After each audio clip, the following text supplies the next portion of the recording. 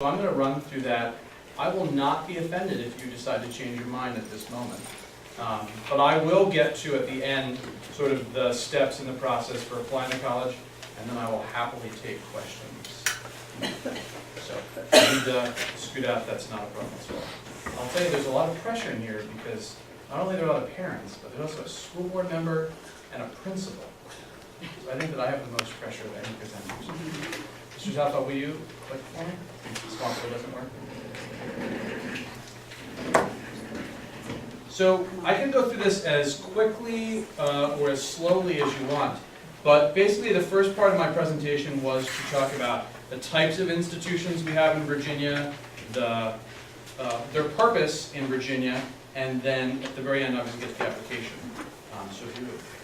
So I won't read the PowerPoint slide to you because I know that you all can read, but in sort of our scale of higher education, starting with technical schools, these would be for occupational training, right, that you might go to. That might be a 1, a 2, a 3-year program. Come on, Angela.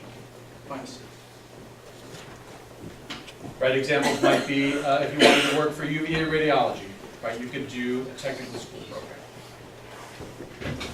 Right, some examples here, Virginia School of Massage, we've had several students all the way to ITT Technical Institute. That, if you do attend a 2-year community college for an associate's degree, you can get occupational training, right, for a career that you might have later on.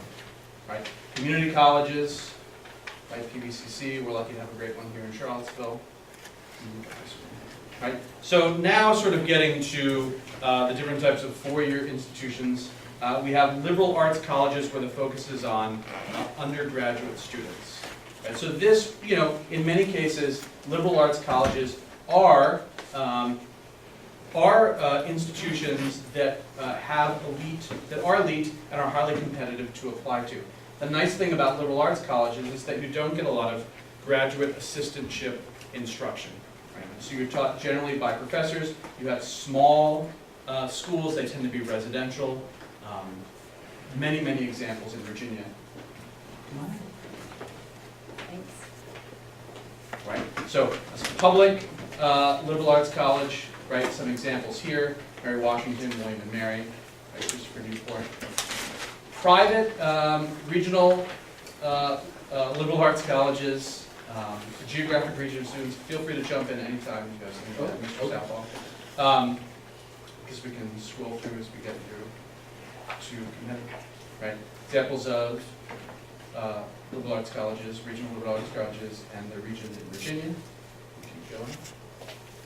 Right? Specific examples. If we go back for a second. Right? Obviously, regionally dispersed here in the state, you know, from Ferrum down in the southwest, right, in Lynchburg, Bridgewater west of us, Roanoke, Green Henry. Right, these are small schools, great reputations, a lot of hands-on instruction by professors, a lot of attention to students, a lot of opportunities to explore,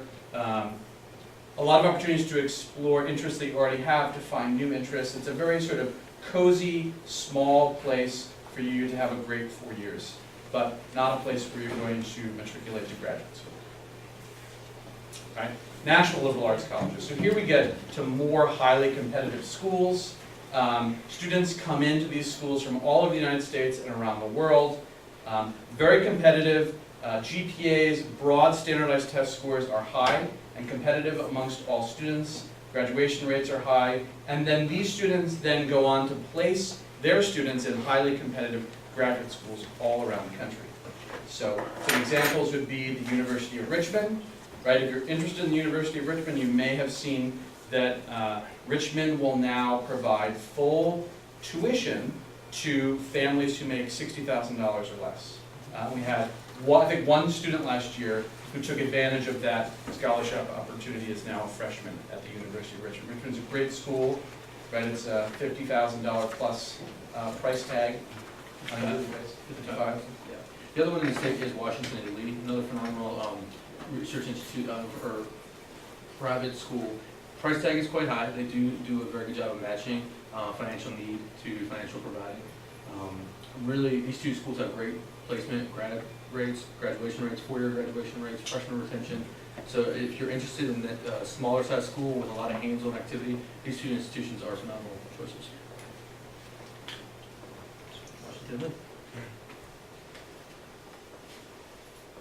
So these are examples of other national liberal arts colleges that Monticello graduates from the previous year and earlier years have attended. Colby in Maine, Allegheny, right? Many examples here at a wide range of these schools. Oberlin, Kenyon, good Ohio schools. Women's colleges, right? Female faculty, female administrators, environment full of full range of leadership opportunities for women, career possibilities, small class sizes, a lot of attention, and then an interesting tidbit here, 1 in 5 women CEOs have graduated from an all-women's college. So some examples in Virginia, Holland, Mary Baldwin, Briar, right? Briar, very small. We have several students at Monticello this year who are looking at Briar. Briar has rolling admission, so they're getting applications in now and could find out, I believe, within 4 to 6 weeks about their acceptance. On the flip side, men's colleges, Hampton Sydney, right, had several students from last year who graduated from Monticello who went to Hampton Sydney there, Wabash College. Right, military institutes, right, VMI, obviously a competitive and elite school. Last year we had a student who matriculated to West Point, right, U.S. Military Academy. First one in Monticello history. First one in Monticello history. We've had a student who's gone to the Air Force Academy. That was now about 4 or 5 years ago. If you're an underclassman and you're interested in the military academies, the process starts during your junior year. It does involve getting an endorsement from a state representative, so it takes several months in advance of the regular college application process. Generally involves interviews with state representatives. Inquiring, showing interest does involve you putting yourself out there a little bit more than the average college. So if you are interested in that and you're an underclassman, I strongly encourage you to talk to your counselor this fall so you can start planning for the spring. If you're a senior and you suddenly developed an interest in one of these academies, you at this point have missed the boat for your freshman year. There's a possibility for transfer to some of them, not all of them. However, the process is extremely rigorous and difficult and involves a hard evaluation of your freshman year wherever you do land for your college. Most of these military academies have a summer program that you do in June or July. If you know or you have Mr. Faribault, right? His daughter did the Naval Academy summer experience this past summer, and then several years ago, Hannah Vest did the one for the military academy, and she ended up not agreeing to apply. But this is a very selective program, so they take between 1,000 and 1,500 kids, and they get 15 to 20,000 applications. And it's sort of seen as not guaranteeing admission to the military academy after you're in your senior year, but it's definitely a step in the right direction, a big step. All right, so speaking of universities now, this might be an institution that includes several different colleges, right? Professional colleges, liberal arts colleges, and also awards graduate's degrees at the master's and the doctoral level.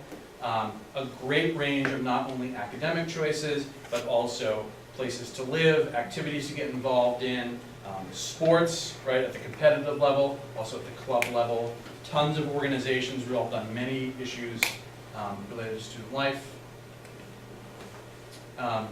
Professors in these major universities are involved in research and teaching, so they split their time, right, depending what their schedule looks like in the fall and in the spring. So you may be working with graduate students, right, because these institutions, these universities tend to be large, class size tends to be larger, but that tends to scale down as you get more specialized. So if you're taking, right, intro United States history, you might be in a class of 200 people, right? But if you're taking a course specifically on the Russian Revolution, you might be in a class on 15.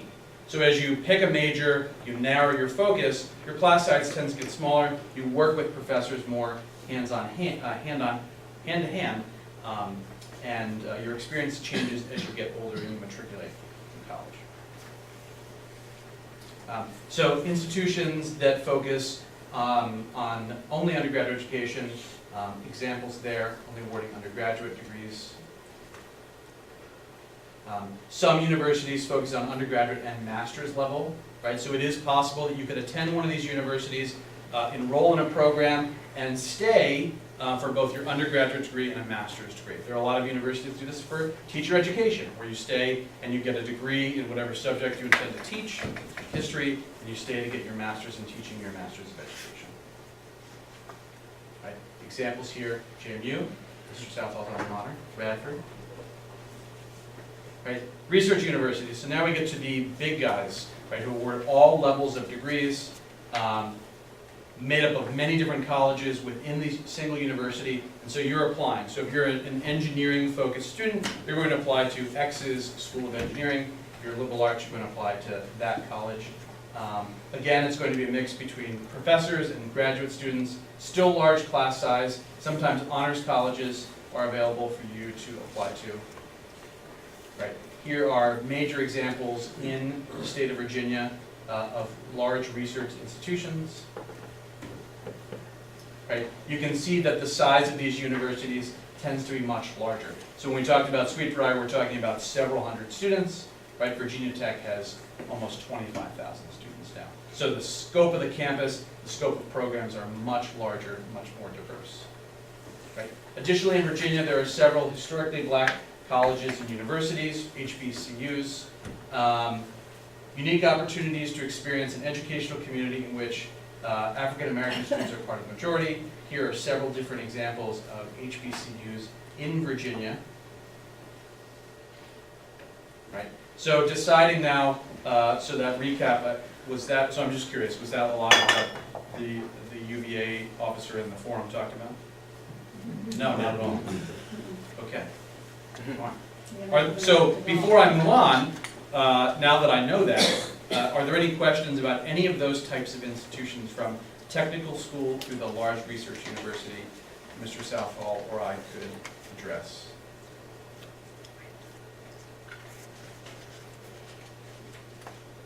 No? Okay. So can you go back one slide? So we're talking in terms of all of these schools, public versus private. Obviously, public schools supported by state tax dollars, although that in Virginia tends to shrink year after year after year. And then most students come from the state, so a majority of students in a public school are going to be in-state. Private, obviously, right, students paying fees, grants, endowments, right? VMI has one of the largest endowments of any school in the entire nation, right? Larger than Harvard, I believe, VMI. Right, private schools like Richmond also tend to have high retention and graduation rates in 4 years. Right, oftentimes public schools are based on a 5-year graduation rate. Right, obviously other considerations when you're approaching schools is a certain type of philosophy that a church, that a school might promote. If a church is affiliated with the school, the location of the school. If you're from Central Virginia and you've never been to Southwest Virginia, well, maybe you don't want to live in Southwest Virginia, or maybe you don't want to live on the Eastern Shore, right? It's going to depend. And then facilities, obviously, whether that means you're an athlete, whether that means it depends on where you want to live. If you always want to live on campus, if you want to live off campus, if those facilities are available, as well as, you know, libraries and research centers, and just sort of what sort of establishments have the different departments created over the years. Right. Curriculum, I was talking to a student today who's a senior, who's interested in a very specific major that the Air Force offers. He's not going to the Air Force Academy, and so we looked for where this major was offered at other colleges, and we narrowed it down to like 3 schools. And just the next session that I'm going to be giving is going to be in relation to the academic curriculum and how Monticello students, the profile from 2013 students who went to in-state schools, what those students look like. So if you want to talk about specific academic curriculum, next session. A lot of these other bullet points are sort of points of comparison between the schools. Right? Do you want to be taught by a professor, or do you want to have a graduate student teaching you? Again, where you live, what the student body looks like, as well as the various types of activities that are available to you. Your interests now may be different than your interests when you're 20. Right? As I mentioned, are you an athlete? This is something that guidance counselors and coaches handle. about whether it's Division I, Division II, or Division III. But I think, is there a session on athletics? It's during the second session in room G2A, so across the hall. The NCAA compliance officer from James Madison University is here. So I didn't play college sports, so I can't talk about that at all. But that's- So this last part here, and I'll go a little bit slower, although I am running a little short on time, it's just sort of a step-by-step process of what you should do now that you're thinking about college. So we have two main centers of resource in this building. We have a College and Career Center, which is in room P105, which is Miss Neal's room. She has an office in P111 and a room in P105, and she has a plethora of college materials. I'm in P101, which is the old ROTC room, and I also have a lot of college resource materials. So if you're sort of swamped and overwhelmed and you have no idea where to start, come see one of us, and we might stick a book in your hand or a checklist in your hand to say, well, let's start thinking about things and narrow down our search, rather than just going to College Board and trying to look at all colleges and universities. So we have specific college material, we have compendium guides that address all sorts of different types of colleges in general. So come see one of us and we'll get you started on the right path. The last bullet there is really important. Miss Neal posts a regular list of college visits. So how would you say, 2 or 3 weeks sometimes we have? Upwards of 6 or 7, starting this week, going into the next 3 weeks. So we have those admissions officers that everybody was visiting in the lobby of the auditorium here, giving full 30 to 45 minute presentations, being a direct contact. All you have to do is sign up in front of Miss Neal's office, get that pass, have your teachers sign it that you can miss class, and go to these visits. There are some times where schools, like last year we had a JMU visit where we had probably 10 or 12 kids, but at the end of the day, we sent a lot more kids than that to JMU, and more kids should be getting that information about JMU. And it's publicized on the announcements, on the career counseling website. There are flyers all over the school, so make sure you take a look at that. It's available to parents too. John, is that during the day? It is during the day. It'll vary whenever the admissions officer is here. Generally, I have we try never- to do a 9 a.m., a 1 p.m., or a 2:30. We avoid second period because of lunches and there's historically a lot of confusion. And I don't know, I mean, I would never, when I was doing social studies, I would never tell a kid he or she couldn't go. I think it's a great opportunity. Right, second step here is where you need to work with your paperwork from throughout the years, as well as your counselor, where you're gathering your numbers, right? GPA, SAT scores, ACT scores, AP scores, sort of you're building a profile of what your numbers are. If you go to the College Board website, you can pick a college you're interested in, plug in your information, and see how you rate with the incoming freshman class. You can put in how many sciences you've had, and if you had 4 sciences, and the incoming freshman class is, right, they want 4 sciences, well, you're allotted science. So you can take your statistical data, plug it in, and see how you fit. Right? Visits, right? I think that every year, nobody ever visits the University of Virginia because everybody thinks they're going to go to the University of Virginia. But, you know, if you've never stepped outside of Charlottesville, go someplace, right? Go visit a school. There's a student who, you know, she's thinking about JMU and Virginia Tech. Well, she's been to JMU, but she'd never been to Virginia Tech. She went to Virginia Tech last weekend, and she's applying early action to Virginia Tech. So that made her decision, right? Because she simply went there and walked around. She didn't even take a class, right? Sit in on a class. Just being there, she felt right at Virginia Tech. Right? That's a huge, huge difference. The other thing I really want to emphasize, seeing the school. As parents, you may be investing thousands of dollars. You may be taking out loans in your name. Your kid may be taking out loans in their name. This is the formation of their adult life. Many of them, for me, it'll be their friends that they carry into adult life. It's how they set themselves up for a career.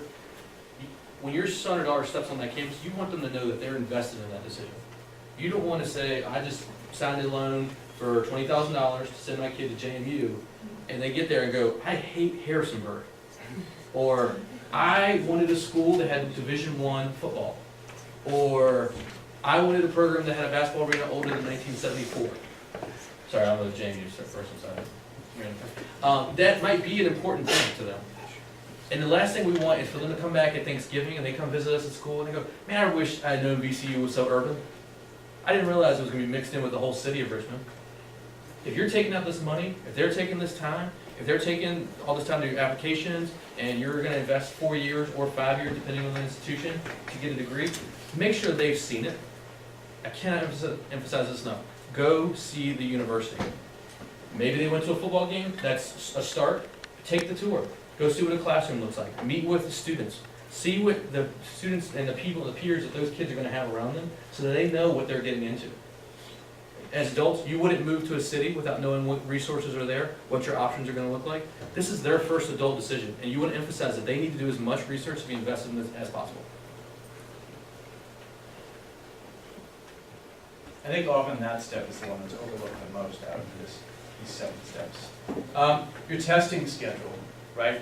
AP tests obviously occur every May, right, depending on the subject that you've taken. Your SATs, right? Most people are gonna take the SATs more than once, right? In your junior year, it's probably a really good decision to take the SAT in January, right? So January of 14, if you're a junior, because then that leaves you several opportunities to retake, right? And it also creates a window where you can fit in those subject tests. So when you take a pinnacle or a terminal course, so if you're taking AP US History this year, right, my suggestion every year to my students was take the SAT 2 in US History May 4th, which is the Saturday right before the test. Because in that, we're already reviewing, right? So you don't need to buy an extra book, right? The review for the SAT 2 in US History, for AP US History, is the same review. It's better review, really, than any book that you're going to buy, right? So you can then take your SAT again in June, and if you need it a third time, or if you miss the deadline for June, right, you can take it in October. Right, we got an October registration coming up. Is the SAT subject test, is that something new or? It's always been around. Not every university requires it. In the state of Virginia, University of Richmond, University of Virginia, William and Mary, and Washington are the 4 schools that do look at the SAT 2s. Most of them request 2. Some schools, UVA, would like to see either a English and something, or a math and something, or English and math combined. They don't recommend doing like a U.S. history and science. They would like to see this foundational skill set. But other universities like William and Mary want to look at anything. So when you're building that strategy for your testing, you want to look at what the school might be requesting. If you're not sure how to find that information, I encourage you, starting in January when we do the registrations for classes for juniors, counselors should be meeting with you to also talk about your college plans and how you can start strategizing test dates, looking at available calendar time, how you can prepare if you want to do an SAT prep class, so that you know that come this time of your senior year, you have an idea of what you're applying for, what you need to still do, and what you have already crossed off your list. It's also a good idea to take the subject test in a language, even if you don't use it for your admissions application. Virginia, I learned this just recently, as I have several students who are taking language at UVA in their senior year, is the SAT 2 subject test replaced the placement test for the department. Right, so a score on that was good enough to get you out of introductory Spanish or French and allows you to move if you decide to continue taking a language. And it doesn't hurt, right, to have deep study in a language through the level 5, the AP level, and then that test to continue through college.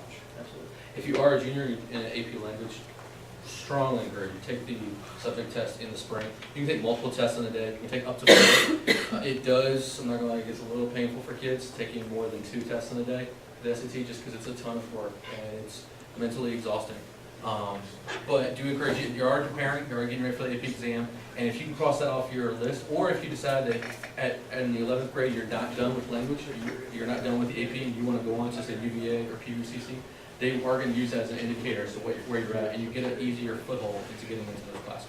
And since I have your rapt attention, if you are in your junior year and you are finishing in the terminal AP course of a language, and you want to go to UVA or PVCC, please let me know sooner than later. And when I say soon, I mean early spring, so we can get a jump on registration.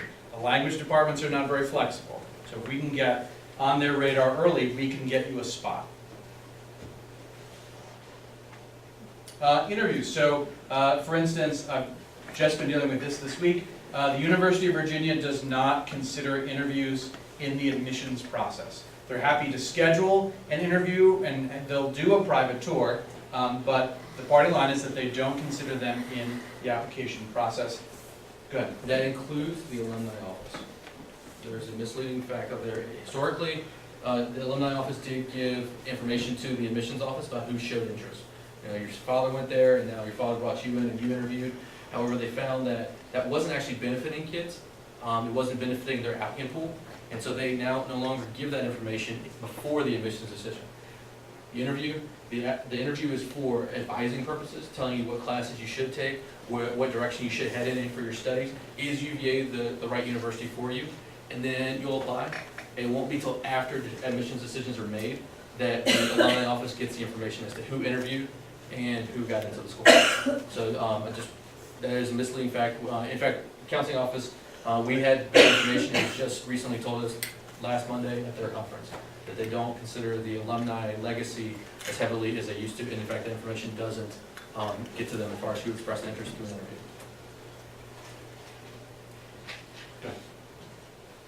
And then when we sort of get through many of these steps, we then want to create our list of schools, right? So we're looking for 6 to 8 schools to have on our list: safety schools, target schools, and then our reach schools.